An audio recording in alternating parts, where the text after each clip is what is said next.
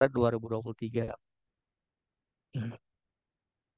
Latar belakang dari penelitian ini bahwa faktor elektronik itu dapat didefinisikan sebagai bentuk faktor yang tidak berwujud, yang memiliki faktor terstruktur dan terstandarisasi, yang digunakan di antara mitra rantai pasokan, di mana e-faktur atau faktor elektronik ini bukanlah hal yang sepenuhnya baru, di mana pengiriman faktur melalui format elektronik itu sudah ada sejak beberapa dekade yang lalu, menurut penelitian Koch 2017 menyatakan bahwa pasar faktur elektronik ini telah ada selama lebih dari beberapa dekade.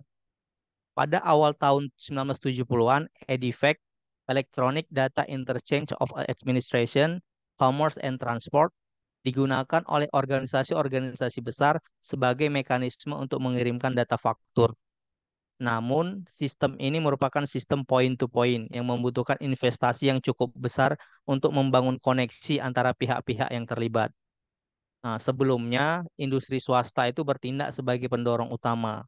Namun saat ini karena adanya dorongan untuk memiliki sistem pajak yang efisien, pemerintah mengambil langkah-langkah untuk menerapkan e-faktur atau faktur elektronik menurut Koch 2017.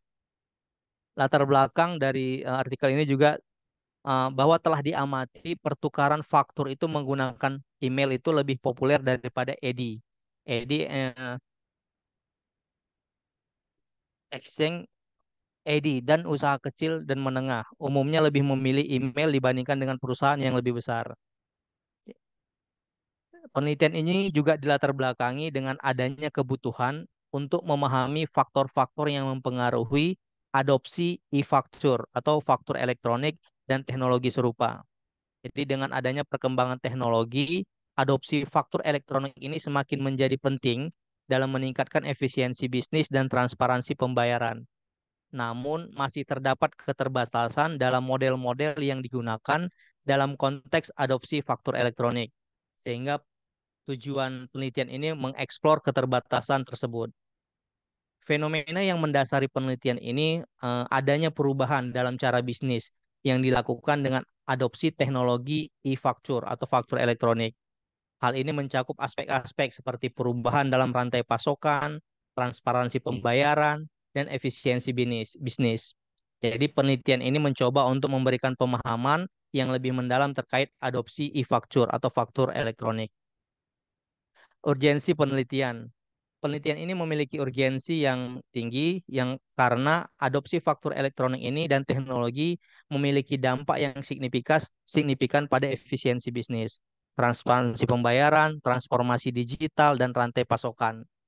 Selain itu, adopsi faktur elektronik ini atau e-faktur ini juga dapat membantu meningkatkan ekosistem pembayaran bisnis ke bisnis atau B2B secara keseluruhan. Yang kedua, urgensi penelitian ini dapat memberikan wawasan tentang implementasi faktur elektronik di negara-negara berkembang dan juga menambah literatur tentang teknologi organization environment atau TOE framework, di mana dalam penerapannya untuk teknologi yang berbeda.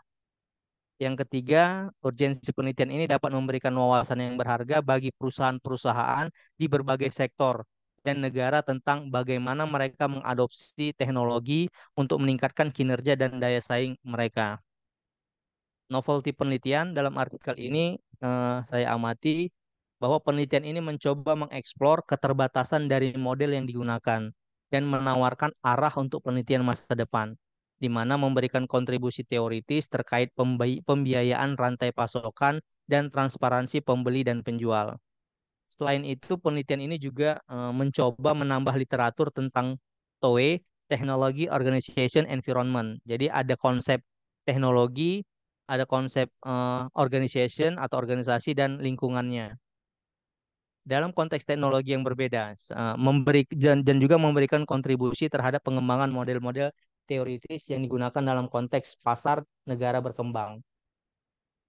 Teori yang mendasari riset ini yaitu ada grand teorinya yaitu Teknologi Organization Environment atau TOE framework di mana kerangka kerja TOE ini digunakan untuk memeriksa faktor-faktor kontekstual dalam adopsi teknologi di mana ada tiga elemen yang mempengaruhi secara inovasi atau teknologi yang diadopsi.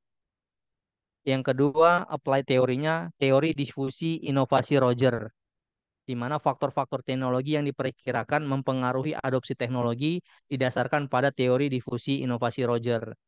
Nah, di sini teori ini mempertimbangkan faktor seperti adopsi inovasi, seperti keuntungan relatif, kompleksitas, kompatibilitas, uji coba, dan observabilitas. Metodologi penelitian dalam riset ini melibatkan pengumpulan data melalui survei elektronik yang dikirimkan kepada perusahaan-perusahaan di India yang terlibat dalam sektor manufaktur dan juga sektor jasa. Di sini kuesionernya dikirimkan kepada 600 orang dan yang menerima 151 tanggapan yang valid. Nah, penelitian ini menggunakan pemodelan SEM, Samaan Struktural SEM, Partial Least Square, atau PLS dengan pengukuran konstruk, regresi logistik untuk pengujian model. Variabel operasional, kompatibilitas, kompleksitas, keunggulan relatif, kemampuan uji coba, ukuran perusahaan, hubungan dengan mitra dagang, tekanan regulasi, ini variabel operasional. Nah, untuk kompatibilitas diukur dengan sejauh mana teknologi faktur elektronik, kompleksitas diukur dengan tingkat kesulitan, keunggulan relatif diukur dengan persepsi perusahaan terhadap keunggulan teknologi faktur elektronik, kemampuan uji coba diukur dengan sejauh mana perusahaan memiliki kemampuan untuk menguji coba teknologi, ukuran perusahaan diukur dengan ukuran sebenarnya dari perusahaan, mungkin dalam hal jumlah karyawan dan juga pendapatan tahunan. Yang keenam, hubungan dengan mitra dagang diukur dengan tingkat kerjasama dan ketergantungan organisasi terhadap mitra dagang. Nah, tekanan regulasi diukur dengan persepsi organisasi. Berikut usulan model penelitian untuk adopsi faktor elektronik yang menerapkan kerangka kerja TOE. Sini ada H1, H2, H3, H4 sampai H 2, 3, 4, 5, 6, 9. Hipotesis penelitian H1A, keunggulan relatif berpengaruh negatif terhadap adopsi e-faktur. H1B, kompatibilitas berpengaruh positif terhadap adopsi e-faktur. H1C, kompleksitas berpengaruh negatif terhadap adopsi e-faktur. H1D, observabilitas secara positif mempengaruhi adopsi e-faktur. H1E, kemampuan uji coba berpengaruh positif terhadap adopsi e-faktur. H2A, dari konteks organisasi, dukungan manajemen puncak secara positif mempengaruhi adopsi e-faktur. H2B, ukuran perusahaan berpengaruh positif terhadap adopsi e-faktur. H2C, umur perusahaan berpengaruh positif terhadap adopsi e-faktur. H2D, kompetensi teknologi berpengaruh terhadap adopsi e-faktur. Dan H3A, tekanan persaingan berpengaruh negatif terhadap adopsi e-faktur. Kesimpulan, kesimpulan dari penelitian ini menjawab dari hipotesis di mana H1A diterima bahwa keunggulan relatif berpengaruh negatif terhadap adopsi e-faktur, di mana dinyatakan bahwa keunggulan teknologi eh, faktur, keunggulan teknologi faktur elektronik dibandingkan dengan solusi faktur konvensional memiliki pengaruh negatif terhadap adopsi faktur elektronik. H1B, kompatibilitas berpengaruh positif terhadap adopsi faktur. Ini juga diterima, di mana dinyatakan bahwa semakin tinggi tingkat kompatibilitas teknologi faktur elektronik dengan nilai, kebutuhan, dan pengalaman perusahaan, semakin besar juga kemungkinan perusahaan untuk mengadopsi e-faktur. H1C diterima, di mana kompleksitas berpengaruh negatif terhadap adopsi e-faktur. H1D ditolak, di mana observabilitas secara negatif mempengaruhi adopsi e-faktur. H1E diterima, kemampuan uji coba berpengaruh positif terhadap e-faktur. H2A ditolak, dukungan manajemen puncak bukan faktor yang mempengaruhi adopsi e-faktur. H2B diterima, di mana ukuran perusahaan berpengaruh positif terhadap adopsi e-faktur. H2C diterima, umur perusahaan berpengaruh positif terhadap adopsi e-faktur. H2D ditolak, kompetensi teknologi tidak berpengaruh terhadap adopsi e-faktur. Oke, terima kasih Bapak Ibu. Itu sedikit presentase dari saya, hasil review critical journal yang saya pilih. Terima kasih untuk Bapak Ibu yang ingin memberikan saran ataupun pertanyaan, silakan. Ya, dipersilakan pada Bapak Ibu semua pertanyaan dipersilakan ya, atau juga pertanyaan yang terkait dengan variabel metodologi, silakan. Ya, Prof. Terima kasih, Prof. Izin, Prof. Ya, silakan Bu. Izin, Pak Ardan. Cuman mau menanyakan ini. Nah, yang tampil di depan nih lah, Pak, slide-nya ini. Variabel operasional. Yang dikaitkan dengan apa? Kita kan biasa penyebutannya variabel dependent, independent. Operasional ini bisa dijelaskan dan dikaitkan dengan kerangka konseptualnya. Coba tadi Pak, Oh, kerangka konseptual tadi slide berikutnya itu Pak. nah ini Ah, kerangka konseptualnya. mungkin Bapak bisa jelaskan Iya Bu, jadi dari variabel ini. Itu aja Pak. Terima kasih Pak. makasih Bu Eni. Jadi dari artikel ini, kebetulan ini saya screenshotkan model yang ada di artikel. Sini bisa kita lihat ada mereka menerapkan model TOE sepertinya Bu Eni. TOE itu ada teknologinya, ada organisasinya, ada environmentnya. Ini kita lihat ada untuk teknologinya, independennya, ada relative advantage, ada compatibility, ada complexity, observability, dan triability. Jadi inilah yang tadi H1A, H1B, H1C, H1D, gitu, H1E. Yang kedua di sini ada dari konsep organisasionalnya atau organisasinya, ada top management supportnya, ada firm size-nya, ada age of the firm-nya, ada teknologi kompetensinya. Nah, inilah yang tadi ada HB1, H21, H2A, H2B, H2C, dan H2D. Nah, berikutnya ada dari konsep environment-nya, lingkungannya. Nah, di sini ada HC1-nya, competitive pressure, ada HC2-nya, trading partner pressure, dan regulatory pressure, HC3-nya Bu Heni. Jadi ini yang di mana semua ini yang konsep TOE-nya tadi ini independen, variabel independennya kepada variabel dependennya itu e-invoicing adoption atau mengadopsi dari faktur elektronik. Seperti itu Bu Heni.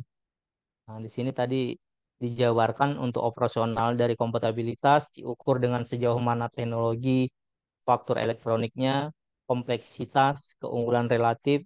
Tapi sepertinya ini kurang kurang dua lagi saya menulisnya. Oh ada nih, ada dukungan puncak. Kurang dua lagi sepertinya variabelnya Bu Heni. Saya tuliskan operasionalnya.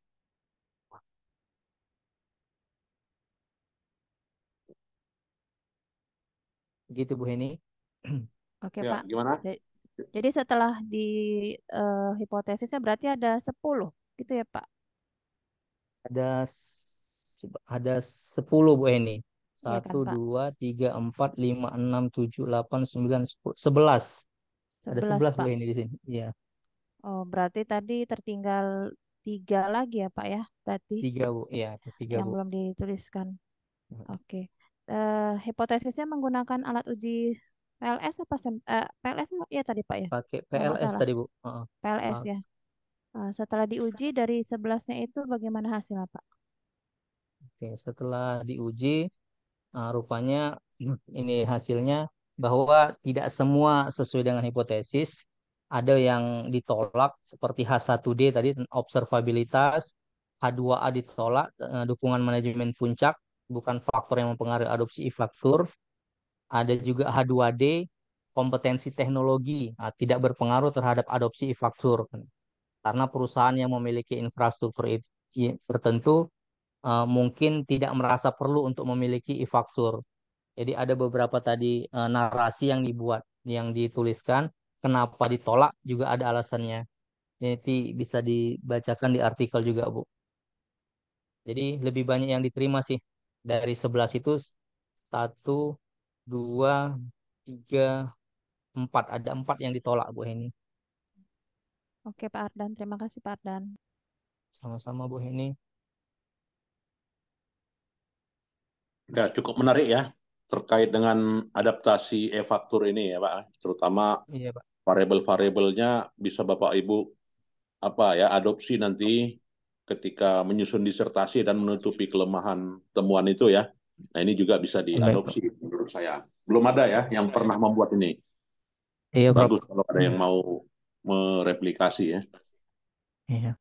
Oh ya, ini sebetulnya Prof, pertanyaannya ini kan di India gitu Prof. Oh Di ya. India. Apakah dari variabel ini sepertinya bisa dilakukan di Indonesia? Sepertinya bisa ya Prof ya. Ya, Karena bisa agak Pak. Karena, agak tertarik juga Prof untuk mengangkat judul ini juga. ya, karena e-faktur ini kan suatu kewajiban sekarang ya. Jadi terkait dengan PPN, kalau kalau tidak melalui e-faktur nggak bisa lagi sekarang bayar PPN. Nah, itu di Mm-mm. ketentuan perpajakan udah wajib. Jadi memang mendukung sekali, Pak. Bagus untuk Mm-mm. direplikasi lah Iya, menurut tadi saya. kebetulan tadi dengan mata kuliah yang lain Prof ada ngebahas tentang e-bidding Prof. Iya, Pak. E-bidding ada juga Prof. Ya, Terima kasih Prof. ya, oke. Silakan Bapak Ibu yang lain. Izin Prof, Ya, Bu Mei, silakan. izin Pak Ardan. Ya Bu Mei, silakan Bu Mei. Saya tertarik dengan dua hal tadi yang Bapak sudah sajikan. Yang pertama, jumlah kuesionernya itu kan 600 ya Pak. Iya Bu, Tapi yang merespon hanya 151. 151. Iya. Boleh tahu Pak, ini yang mengisi kuesioner siapa ya Pak? Oke, di sini disebutkan kan mereka mengirimnya melalui survei elektronik, Bu. Dikirimkan kepada perusahaan-perusahaan. Nah, dengan dua kategori, perusahaan manufaktur dan perusahaan jasa. Nah, jadi yang menerima pasti dua jenis perusahaan itu, di mana mm, di sini tidak disebutkan sih siapa langsung Bu, cuman langsung ke sektornya saja Bu. Atau Hanya jenis perusahaannya ya jenis Pak? perusahaannya saja Bu. Iya Bu, hanya sektor manufaktur dan jasa. Dan mengirimnya juga melalui survei elektronik. Iya, dan yang mengisinya adalah manajemen puncak atau manajemen senior. Iya benar Bu, di artikelnya. Dari Eh, 600, 151 yang valid tanggapannya, yang kembali. Oke, Pak. Yang kedua, Pak, mengenai variabel yang diteliti.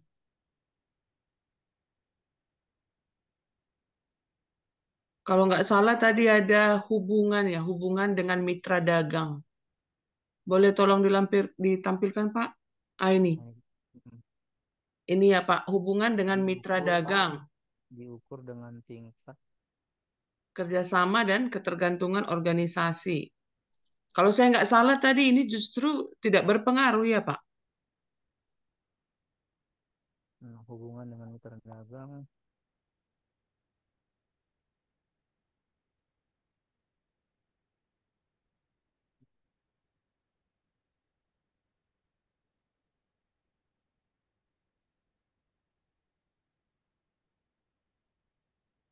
Ditolak Bu ya. Kanan mitra dagang tidak berpengaruh terhadap adopsi e-faktur. Mm-mm. Padahal Masih sebetulnya, begitu. iya, kalau dipikir-pikir sebetulnya penggunaan e-faktur ini justru memudahkan hubungan perusahaan dengan perusahaan kan bisnis to bisnis, mempercepat proses transaksi. Tapi ini hasil penelitian si peneliti justru menyatakan ditolak. Kalau pendapat Pak Ardan sendiri dengan hasil ini bagaimana Pak? Oke, sebentar Bu. Sebelum pendapat saya, coba saya bacakan alasan kenapa ditolak ya Bu ya. Boleh ya? Ini sambil saya bacakan, ini saya buka artikelnya. Untuk yang ditolak, tekanan mitra dagang.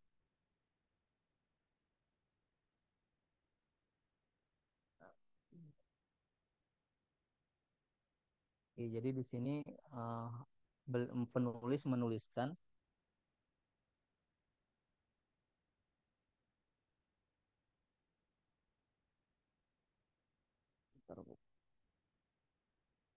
bentar ya Bu.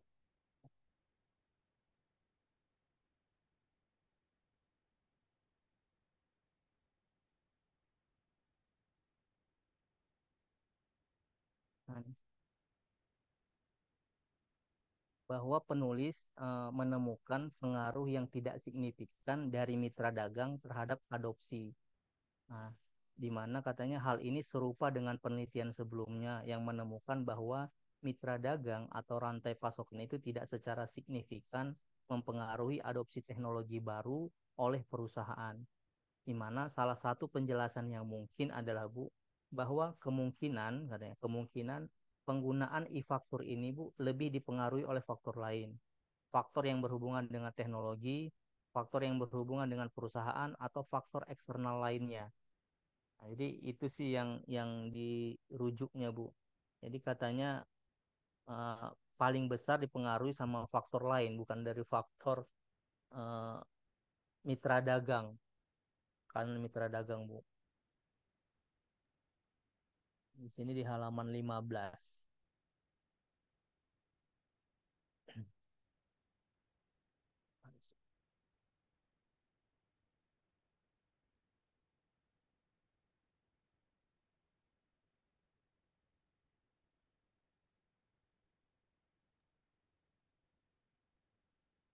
Faktor lain itu mungkinkah kemampuan menggunakan teknologinya, Pak? Nah, salah satunya malah kemampuan penggunaan teknologi atau kompetensi teknologi juga di hipotesis ini ditolak juga, Bu. Berarti kemungkinan karena itu ya, Pak. Jadi mitranya yang justru tidak siap ya untuk menerapkan e-faktur. Terima kasih, Pak Dan. Sama-sama, Bu Umi.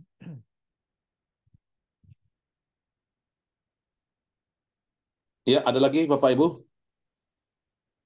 Ya, kalau tidak ada, kita berikan aplaus lah ya. Dan terima kasih diucapkan pada Pak Ardiansyah. Terima kasih, Prof. Ya. Terima kasih Bapak Ibu atas atensinya dan saran dan masukannya. Assalamualaikum warahmatullahi wabarakatuh. Waalaikumsalam warahmatullahi wabarakatuh. Ya, berikutnya dipersilakan ya, presenter yang kedua. Silakan Bapak Ibu. Izin Prof menyampaikan kebetulan kelompok satu kelompok dengan saya Pak Musafran Prof. Oh ya. Hari ini beliau izin tidak bisa masuk, kebetulan orang tuanya dan anaknya lagi sakit Prof. Jadi lagi berangkat flight ke Bandung Prof. Oh iya udah, nggak apa-apa. Terima Prof. Iya Pak. Baik, kalau tidak ada presentasi yang kedua ya maka minggu depan lah ya kita lanjutkan itu. Ya, Prof. Ya. Saya kira itu saja ya Bapak Ibu sekalian pertemuan di hari ini. Untuk itu kita lanjutkan minggu depan ya. Selamat siang. Assalamualaikum warahmatullahi wabarakatuh. Prof. Terima kasih banyak, Prof. Ya, sama Bu. Udah di screenshot Bu. Udah. Ya, boleh meninggalkan ruangan ya Bapak Ibu. Terima kasih, Prof. Baik, Prof.